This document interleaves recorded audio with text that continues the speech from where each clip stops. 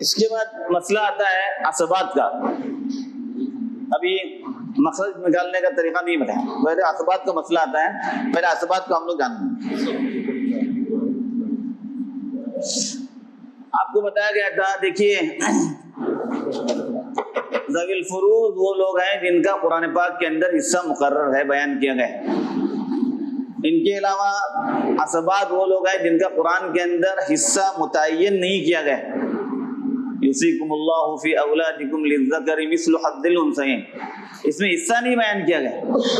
اولاد کے سلسلے میں اللہ آپ کو حکم دیتا ہے کہ مردوں کو عورتوں سے دگنا حصہ ملے گا. تو اس کا مطلب یہ ہے کہ جناب ذوی الفروض کو دینے کے بعد جو مال بچتا ہے وہ مال عصبہ والے لیتے ہیں. تو عصبہ کو جاننے کی ضرورت ہے کہ حدیث میں آتا ہے الحق الفرائض باہلها فما بقي فلأولى رجل ذکر. یہ بخاری کی روایت, آپ کی صفحہ نمبر 46 میں آپ دیکھیے. الحق الفرائض باہلها فما بقي فلأولى رجل ذکر. بخاری مسلم کی روایت ہے. یعنی ہر فرض والے کو اس کا فرض دیا کرو, قرآن نے جن کا فرض بتایا ہے حصہ, پھر جو بچے اس کو مردوں میں سے قریبی شخص کو دو. اولا رجل ذکر, مردوں میں جو سب سے قریب ترین ہوگا میت سے اس کو دیا جائے گا. تو میت سے سب سے قریب بیٹا ہوتا ہے, پھر اس کے بعد پوتا ہوتا ہے, پھر باپ ہوتا ہے. یہ ترتیب اس کی آپ کو آئیں گی. تو یہ عصبہ کو جو نا ان کو عصبہ کہتے ہیں. عصبہ کے سلسلے میں عصبہ کی قسمیں بیان کی گئی ہیں. نمبر 1 عصبہ نسبی. عصبہ نسبی سے مراد وہ رشتہ دار جو نسب کی وجہ سے عصبہ بنتے, جو نسب کی وجہ سے میت سے سب سے قریب تر ہے اور اس کی وجہ سے میت سے جو ہے نا وہ قریب ہونے کی وجہ سے وہ مال کے لینے کے حقدار ہوئے. عصبہ نسبی کی باضابطہ جو ہے ترتیب بیان کی گئی ہے. صفحہ نمبر 47 میں آپ کے پاس ہے عصبہ نسبی کی ترتیب میں. پہلے نمبر پر ہے بیٹا, پھر اس کے بعد ہے پوتا, پوتا نہیں ہے تو پر پوتا. یہ ترتیب سے ہے, بالکل یہی ترتیب. پھر اس کے بعد باپ, چوتھے نمبر پر دادا, اوپر چلا جائے تب بھی. پھر 5ویں نمبر پر حقیقی بھائی, میت کا حقیقی بھائی. 6 نمبر پر اللہ بھائی. 7ویں نمبر پر حقیقی بھائی کا بیٹا. حقیقی بھائی کا اولاد نہیں, حقیقی بھائی کا. تو حقیقی بھائی کی بیٹی وارث نہیں بنے گی, حقیقی بھائی کے بیٹا وارث بنے گا. سمجھے آپ؟ اللہ بھائی کا بیٹا. اس کے بعد حقیقی چچا 9 نمبر پر, اللہ چچا. 11 نمبر پر حقیقی چچا کا بیٹا. 12واں نمبر ہے اللہ چچا کا بیٹا. 13 دادا کا حقیقی بھائی. 14 دادا کا اللہ بھائی. 15 دادا کے حقیقی بھائی کا بیٹا, دادا کے اللہ بھائی کا بیٹا. نمبر 17 دادا کا حقیقی چچا. نمبر 18 دادا کا اللہ چچا. نمبر 19 دادا کے حقیقی چچا کا بیٹا. اور نمبر 20 دادا کے حقیقی چچا کا بیٹا. اسی طرح آگے چلی اللہ چچا کا بیٹا. یہ ترتیب جو آپ کے سامنے آئی ہے اس کو سمجھنے کی ضرورت ہے. یہ لوگ ولی بننے کے لحاظ سے یہی ترتیب, مطلب نکاح میں ولی بننا ہے. لڑکی کے ولی بننے میں نکاح کی ترتیب میں بیٹے اور پوتے کو آپ نکال دیجیے یہاں سے. پہلے 2 نمبر والوں کو, 1 نمبر 2 نمبر, ان کو ختم کر دیجیے. یہ ولی نہیں بنتی. اس کے بعد 3 نمبر سے جو بنتے ہیں باپ, دادا, بھائی, اس طرح سے جو نا بالکل یہی ترتیب ہے. یعنی میت لڑکی کا ولی بنے گا باپ, پھر اس کے بعد دادا. باپ نہیں ہے تو دادا, دادا نہیں ہے تو لڑکی کا حقیقی چچا. پھر اسی طرح ترتیب جو آپ کے سامنے آئی. یہ نکاح کی ترتیب. نکاح میں کیونکہ ماں کا ولی بیٹا نہیں بن سکتا, پوتا نہیں بن سکتا, اس لیے کہ وہ ماں ہے اس کی. بقیہ اس میں یہی ترتیب چلے گی. میت کا انتقال ہوا ہے, میت کا ولی کون بنے گا, تو پھر یہی ترتیب چلے گی عصبات کی. میت کا ولی کون ہے؟ بیٹا ہے. پھر اس کے بعد پوتے کا نمبر ہے. دونوں نہیں ہے تو پھر باپ میت کا ولی بن گیا. میت کے شوہر ولی نہیں بنے گا, میت کا باپ ولی نہیں بنے گا. اگر بیٹا ہے تو میت کا بیٹا ولی. تو پورا حکم جو جاری ہوگا وہ اسی کے اعتبار سے ہوگا, اس کی طرف سے جو حکم آئے گا اسی کے اعتبار سے ہوگا. جنازہ پڑھانے کا بھی سب سے زیادہ حقدار وہی, وہ جس کو کہے گا وہ حقدار ہو جائے گا. پھر جو ہے تجہیز و تکفین کے تمام امور کے سلسلے میں ولی حقدار ہے. تو اذا ولی احدکم اخاہ فلیحسن کفنہ, جب تم میں سے کوئی کسی کا ولی بن جائے اپنے بھائی کا تو حکم یہ ہے کہ اس کو مناسب کفن پہنائے. پھر آگے بھی ہے. تو ولی سے مراد یہ میت کے اولیاء میں یہ ترتیب چلے گی, عصبات میں یہ ترتیب چلے گی, نکاح کے معاملے میں جو ترتیب چلے گی شروع کے 1-2 بیٹے اور پوتے کو چھوڑنے کے بعد وہی ترتیب چلے گی. حقیقی چچا بھی ہے, اللہ کی چچا بھی ہے, تو حقیقی چچا ولی بنے گا, اللہ کی چچا نہیں بنے گا.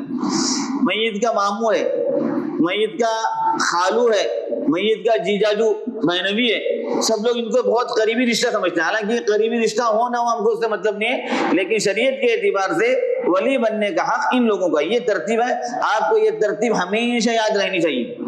کسی آدمی کا انتقال ہو جاتا ہے, اس کے ولی کون ہے معلوم نہیں, تو پھر اوپر تک جو حساب چلتا ہے نا, میت کا باپ کا چچا, دادا کا چچا, اس کی اولاد, اس کی بیٹے. دوسری چیز یہاں پر یہ ہے, میت کا حقیقی بھائی اور اللہتی بھائی, یہ 2 آدمی, میت کا پوتا, میت کا پوتا, میت کا بیٹا, میت کا بیٹا, میت کا پوتا, یہ اپنی بہنوں کو اپنے ساتھ اسبہ بناتے ہیں. ان کی حالتوں میں آپ کے سامنے آیا تھا نا, اس لیے کہ قرآن نے ان کا حصہ مقرر کیا ہے, بیٹی کا حصہ مقرر کیا ہے, اور بیٹی کی جگہ پر پوتی ہے. لہذا میت کی بیٹی کے ساتھ میت کا بیٹا بھی آیا ہے, تو اب اس کو قرآن کا بیان کردہ وہ حصہ نہیں بنے گا, بلکہ للذکر مثل حظ الانثیین کے ساتھ بیٹا اس بیٹی کو اپنے ساتھ اسبہ بنائے گا, پوتا پوتی کو اپنے ساتھ اسبہ بنائے گا. یہی حکم حقیقی اور اللہتی بھائیوں کے اندر چلے. حقیقی بھائی بھی, اللہتی بھائی بھی, یہ بھی اسبہ ہے. یہ لوگ اپنی بہنوں کو اپنے ساتھ اسبہ بنائیں گے, اس لیے کہ ان کی بہنیں, ان کا حصہ قرآن پاک کے اندر مقرر تھا, لیکن ان بھائیوں کے آنے کی وجہ سے قرآن نے کہا للذکر مثل حظ الانثیین کو دیا جائے گا. ان 4 کے علاوہ اس کے بعد کے جتنے بھی آ رہے ہیں, دیکھیں آپ, مثلا چچا کا بیٹا, چاہے وہ حقیقی چچا کا ہو, اللہ کی چچا کا, چچا کا بیٹا اسبہ بنے گا. چچا کی بیٹی کو وراثت میں کچھ بھی نہیں ملے گا, وہ وارثی میں نہیں. میت کے چچا کی بیٹی, سمجھا, میت کی چچا کا بیٹا وارث بنے گا. قرآن اللہ کے نبی صلی اللہ علیہ وسلم کہا اولا رجل ذکر, وہاں پر جو عورت کا ذکر نہیں کیا گیا, اولا رجل ذکر کہا, اس لیے جو ہے بیٹا اسبہ بنے گا, بیٹی اسبہ نہیں بنے گی. کس کی بیٹا اور کس کی بیٹی؟ چچا کا بیٹا اور اللہ کی چچا, حقیقی چچا. آگے بھی اس طرح دادا وغیرہ میں بھی یہ ہے. یہ اتنی بنیادی باتیں آپ کے ذہن میں یاد ہونی چاہیے, اور یہ ترتیب جو ہے نا اسبہ نسبی کی, یہ آپ کو بہت ہونی چاہیے. بیٹا, پوتا, باپ, دادا, حقیقی بھائی, اللہ کی بھائی, حقیقی بھائی کا بیٹا, اللہ کی بھائی کا بیٹا, حقیقی چچا, اللہ کی چچا, حقیقی چچا کا بیٹا, اللہ کی چچا کا بیٹا, دادا کا حقیقی بھائی, دادا کا اللہ کی دادا, حقیقی چچا کا دادا کا اللہ کی چچا, پورا آپ کو اس طرح یاد ہونے چاہیے. یہ زندگی میں ہمیشہ کام آنے والی چیز ہے. کہیں بھی میت ہو جاتی ہے, اس کے ولی کون, اس کے ولی کون ہے, ماموں ہے, خالو ہے, نہیں ہوتے. عورتوں کو معلوم ہے, پرانی عورتوں کو ہمارے یہاں معلوم ہے کہ اس کا ولی کون بنتا ہے, اور اچھے پڑھے لوگوں کو معلوم نہیں ہوتا ہے کہ جنا اس کا ولی کون ہے. تو ولی بننے کے لحاظ سے بھی, اسبہ بننے کے لحاظ سے, لڑکی کے نکاح کے ولی کی تعلق ہے. لڑکی کے نکاح میں شروع کے 2 آدمی ولی نہیں بنیں گے, بیٹا اور پوتا ولی نہیں بنیں گے. اتنی بات سمجھ میں آئی؟ ماں کا ولی بیٹا نہیں بنے گا. کبھی ہو سکتا ہے نا کہ بیٹا بڑا ہو گیا, ماں دوسری شادی کرنا چاہ رہی ہے, بیٹا اپنی ولایت سے نکاح نہیں پڑھا سکتا اس کا, بلکہ ماں کا جو دوسرے جو اسبات ہوں گے وہ. تو ہاں भाई होते हैं, एक से ज्यादा भाई होते हैं, लड़की के एक से ज्यादा भाई होते हैं, एक से ज्यादा चचा होते हैं, सबको विलायत का हक बराबर हासिल है। लिहाजा उनमें से किसी ने लड़की की इजाजत से निकाह कर दिया, निकाह सही है उसका। लड़की से पूछ लिया, ये जितने भी औलिया हैं, बाप और दादा को छोड़ करके जितने भी वली हैं, ये खुद से उसका निकाह नहीं पढ़ा सकते। लड़की की इजाजत जरूरी है, बगैर इजाजत के निकाह नहीं करें, इसलिए कि वली गैर मुजबिर है। वली मुजबिर बाप और दादा, यही दो वली मुजबिर हैं। बाप दादा को अपनी लड़की से इजाजत लेना जरूरी नहीं है, सुन्नत है, सुन्नत है। अगर वो अपनी बेटी की इजाजत के बगैर निकाह कर दें, अपनी पोती की इजाजत के बगैर निकाह कर दें, निकाह सही है। बकिया औलिया के लिए जरूरी है कि वो अपनी मूलिया से पहले निकाह की इजाजत लेंगे कि फला लड़के के साथ तुम्हारा निकाह हो रहा है, तुम इस पर राजी हो, तुम इजाजत देती हो। तो 5 भाई हैं मिसाल के तौर पर, एक भाई उनमें से जो है ना लड़की से जाके पूछता है, या लड़की बहन बोलती है कि आप मेरे वली बन जाइए, मैं आपको इजाजत देती हूँ, बकिया लोगों का हक खत्म हो गया। बकिया लोग फिर वो विलायत जता नहीं सकते, इसलिए कि लड़की ने इसको इजाजत दी। तो एक ही दर्जे के जितने भी वली होंगे, उन तमाम औलिया को एक ही दर्जे का हक हासिल है, उसमें बड़ा और छोटे का फर्क नहीं होता। उसमें उम्र के एतबार से बड़ा और छोटा में फर्क नहीं होगा। लड़की जिसको इजाजत देगी या लड़की से पूछने के बाद जिसको मुतय्यन किया जाएगा वो वली।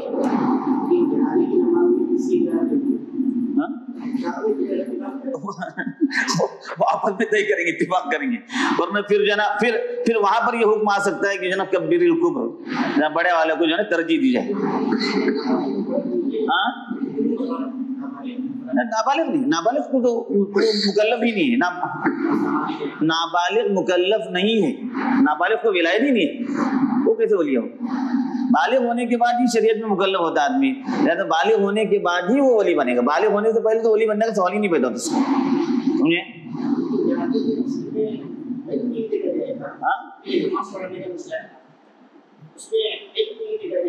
ठीक है, नाबालिग बच्चा जनाजे की नमाज पढ़ाए, ठीक है, लेकिन वो अपने ऊपर के वली की इजाजत से पढ़ाएगा।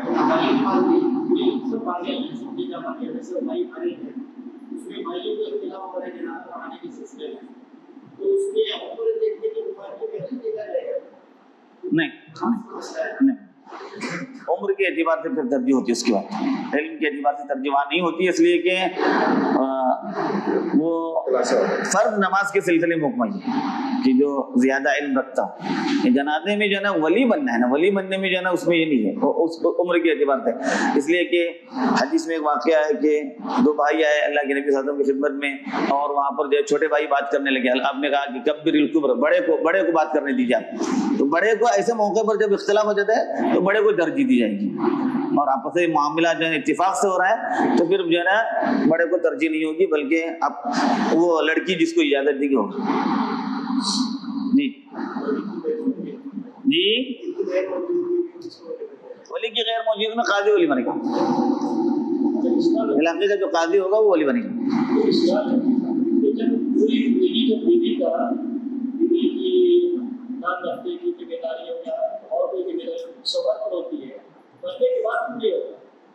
मतलब क्या नहीं होगा, पूरे अखराजात की जिम्मेदारी उसकी है, लेकिन वली नहीं हो। वो अगर वली होता तो फिर उसका निकाह उससे सही नहीं होता ना, उसका निकाह उससे हुआ, यही तो बड़ी बात है कि वली नहीं हुआ ना। जिसके लिए भी हो इजाजत वली से लेकर जनाजे की नमाज पढ़ाए, ठीक है, बेटा है मसलन, उसका बेटा वली है, बेटा अपने बाप को इजाजत देते कि आप जनाजे की नमाज पढ़ाइए, लेकिन वो अपने इख्तियार से नहीं कर सकते, समझ रहे आप, अपने इख्तियार से नहीं कर सकते।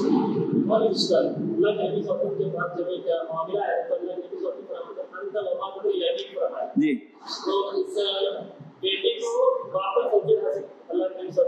फौकियत नहीं थी वहां पर फौकियत नहीं थी। वहां मसले की नौयत है कि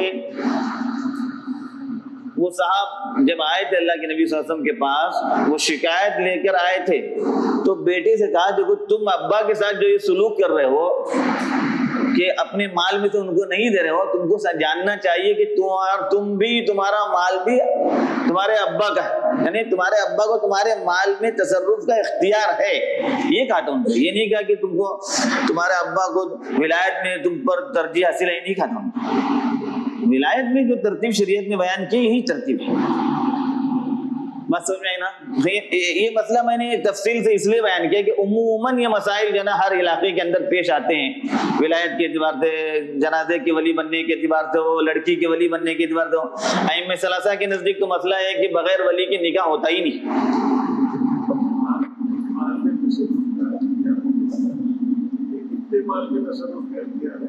وہ ایک الگ تو مسئلہ ہے، وہ جو ہے نا مستقل بحث ہے، اس کو ابھی رہنے دیجیے. اب ولایت کے سلسلے میں بول رہا ہوں کہ ولایت کے سلسلے میں ہم لوگوں کو بہت واسطہ پڑتا ہے کہ آدمی آ کے بیٹھا ہے، وہ اس کا ولی نہیں ہے. کون ہے؟ بھائی ہے. کیسا بھائی؟ وہ خالہ کا لڑکا ہے، وہ ماموں کا لڑکا ہے. بھائی سمجھتا، عام طور لوگ جو ہے اس طرح سمجھتے ہیں. حالانکہ یا دینی تعلیم کی کمی کی وجہ سے جو ہے نا بہنوی کو ولی بنا دیا. بہنوی کہاں کا ولی ہے؟ بہنوی سے تو پردہ ہے، تو بہنوی کو ولی بنا دیا. آپ ان کو جو ہے نکاح کے لیے اپنا وکیل مقرر کیجئے، نکاح پڑھانے کے لیے وہ جائیں، ٹھیک ہے، لیکن ولی وہ نہیں ہے. ولی لڑکی کا باپ، لڑکی کا دادا، لڑکی کا چچا، اس کے بعد اللہ تی چچا، وہی ترتیب جو بیان کی گئی. تو یہ ترتیب آپ کو ایک دم بیان ہونی چاہیے انشاءاللہ. ہاں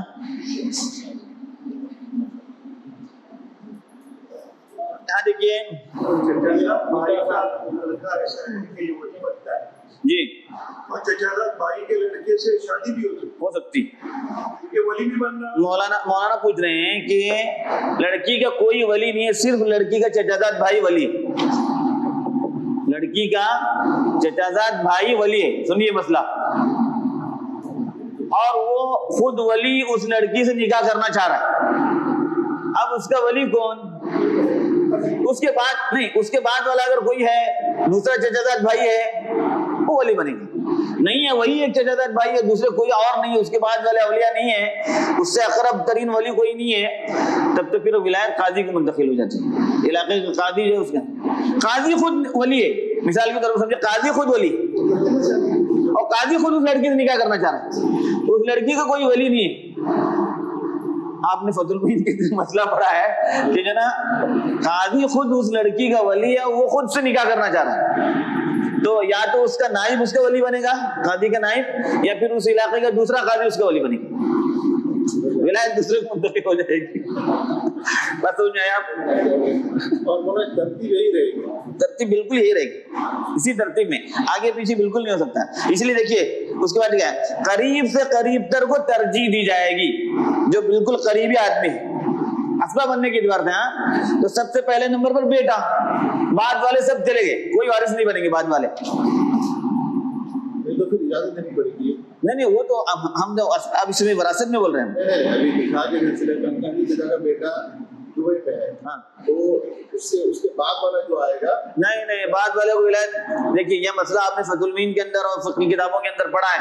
ولی اقرب کا پہلے نمبر کا ولی، ولی اقرب کی موجودگی میں ولی ابد ولی نہیں بن سکتا، بھلے ولی اقرب علاقے کے اندر موجود نہ ہو. ولی اقرب کو ولایت نہیں جاتی، ولایت اسی کو باقی رہتی ہے، وہ اپنی طرف سے کسی کو وکیل مقرر کرے. اگر اس نے وکیل مقرر نہیں کیا ہے تو پھر ولایت قاضی کو منتقل ہوتی ہے. پھر لڑکی سے جناب، لڑکی قاضی سے درخواست کرے گی کہ میرے ولی موجود نہیں ہے، ولایت آپ کو منتقل ہوتی ہے، لہذا آپ اپنی ولایت سے میری نکاح خوانی کے فرائض انجام دیں. یہ لڑکی درخواست کرے گی. اب لڑکی جب یہ درخواست کرے گی تو پھر قاضی اپنی طرف سے کسی کو وکیل مقرر کرے گا. وہ قاضی کی طرف سے وکیل ہوگا، جو معمولوں بن کے آتا ہے نا ہماری اصطلاح میں، وہ قاضی کی طرف سے وکیل ہے، وہ ولی نہیں ہے. بات سمجھے؟ مسلم کے لیے قاضی ولی رہے گا. نو مسلم کو کوئی نہیں، قاضی ولی. نو مسلمہ لڑکی ہے تو جی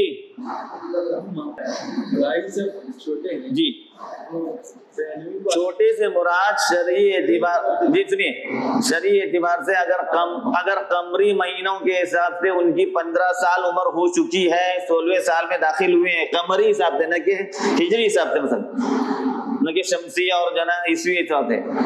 اگر ان کی عمر 15 سال پوری ہو گئی ہے، ایک دن بھی زیادہ ہوا ہے تو وہ مکلف ہے، وہ ولی ہے۔ اگر وہ نہیں، اس سے بھی کم ہے تو ولایت اس کے بعد والے کو منتقل ہوتی ہے۔ میرا اور اس کے متعلق کوئی سوال؟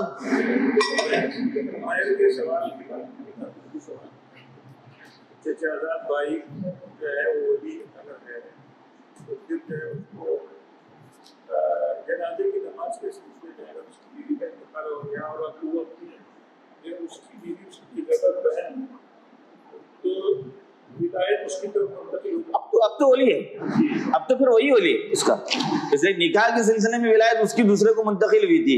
مولانا پوچھ رہے ہیں کہ چچازاد بھائی چچازاد بہن سے نکاح کرنا چاہ رہا ہے، وہی چچازاد بھائی اس کا ولی ہے، اس کے اوپر والے کوئی اولیاء نہیں، تو چچازاد بھائی ولی بن کر نکاح نہیں پڑھ سکتا، ولایت جو ہے قاضی کو منتقل ہوگی، تو قاضی کی ولایت سے نکاح ہوا۔ اب آگے چل کر اس بہن کا اس لڑکی کا انتقال ہوا، اب اس کا ولی وہی چچازاد بھائی، اگر اس کا کوئی دوسرا قریبی ولی موجود نہیں ہے تو۔ ہاں